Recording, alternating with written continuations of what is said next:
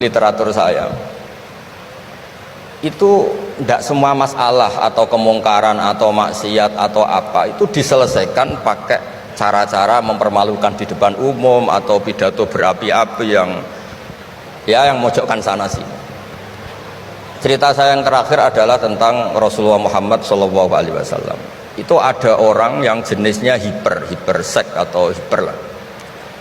Itu dia mau masuk Islam tuh problemnya karena dilarang zina, dilarang seks bebas, gaduh di masjid itu. Nabi memang kalau nemuin tamu di masjid karena itu wilayah publik. Nabi tanya, loh kenapa gaduh?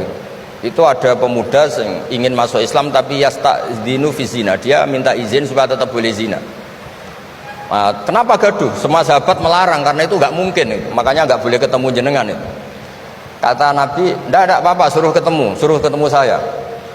Setelah ketemu Rasulullah di depan beliau, apa betul kamu pemuda yang ingin masuk Islam tapi minta izin tetap boleh zina? Iya ya Rasulullah.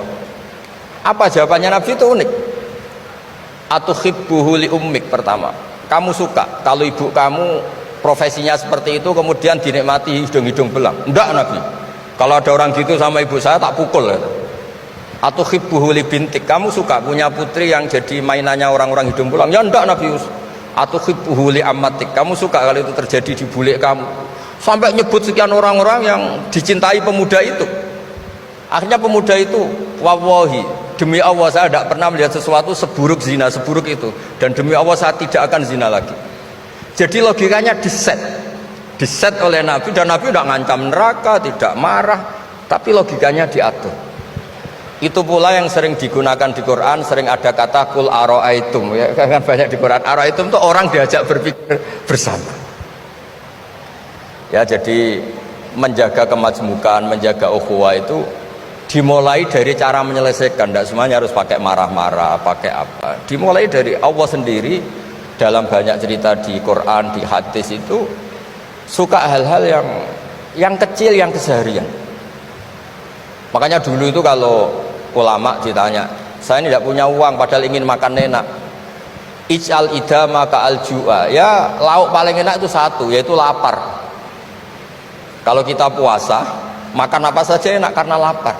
Orang sudah lupa, ngiranya makan enak itu kalau menunya atau lauknya sesuai selera, itu keliru. Ij'al idama ka'al ju', jadikan lauk terbaik adalah lapar.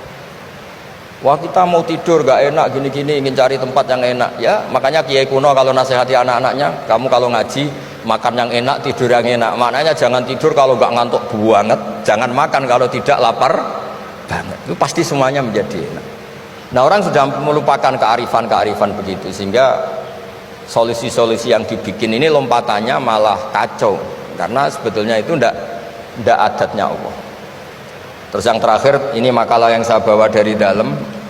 Ini mungkin nanti Pak Munjid bisa belajar.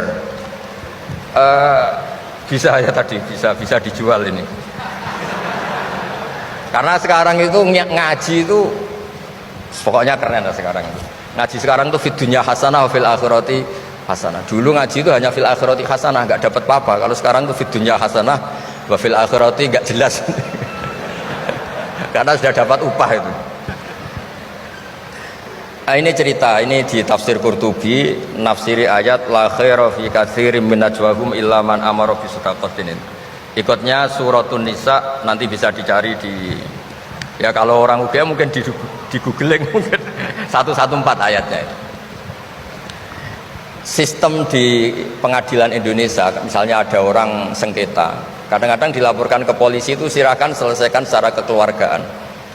Itu ternyata ini di tafsir Qurtubi, di kitab saya baca teksnya supaya nanti ditasih Pak Quraisy. Wa kataba Umaru ila Abi Musa al-Asy'ari radhiyallahu anhu qol rudda al-khusuma hatta yastalihu fa inna faslal qada'i yuristu bainahum ad-dhaghain. Jadi kalau ada orang sengketa, silahkan kembalikan yang sengketa, kata Sayyidina Umar. Jangan-jangan mereka punya solusi kekeluargaan. Karena kalau diputuskan di pengadilan itu bisa yurisud dhahain, bisa melahirkan dendam, hasud, dengki. Tapi kalau mereka diselesaikan dengan logika mereka sendiri, dengan kearifan mereka sendiri, maka itu lebih baik.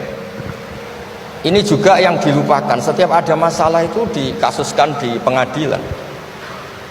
Padahal Ini andaikan saya dalam posisi pengamat politik mungkin cerita, padahal bisa diselesaikan dijadikan menteri misal, tapi itu tidak wilayah saya. Tapi itu tidak wilayah saya. Andaikan saya datang sebagai pengamat politik mungkin contohnya itu, tapi saya tidak masuk wilayah itu.